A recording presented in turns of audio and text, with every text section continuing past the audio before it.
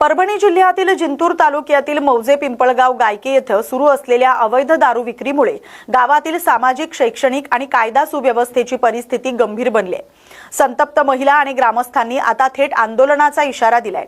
गावातील नागरिकांनी जिल्हाधिकारी आणि पोलीस अधीक्षक परभणी यांना दिलेल्या निवेदनात गावात होणारी अवैध दारू विक्री बंद करण्याची मागणी केली आहे।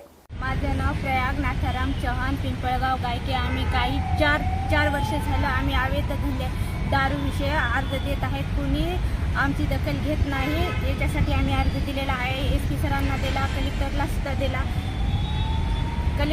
दिला। त्यांनी तात्काळ आमच्या प्रश्नावर कारवाई नाही केली। असं आम्ही 8 जून रोजी आझाद मैदान इथे आम्ही उपोषणाला बसणार आहेत। जर यांनी उपोषणाला बसूनही आमची दखल नाही घेतली तर आम्ही 15 ऑगस्ट रोजी आत्मदहन करणार आहे। दारू विक्रेते आम्हाला म्हणत आहेत की तुम्ही एवढ्या वर्ष झालं दारू अर्ज द्यायला कोण काय केलं, आमचं काही वाकडं होत नाही, तुम्हाला कुठं जायचं तिथं जा, आमचं काहीच होत नाही।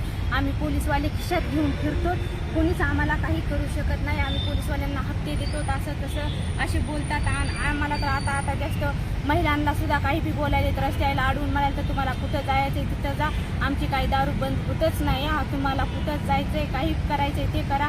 आम्ही पोलीसवाले खिशात घेऊन फिरतो, पैसे देतो, असं करतो, असं काही पण बोलायलेत, जास्त टॉर्चर करायलेत महिलांना सुद्धा।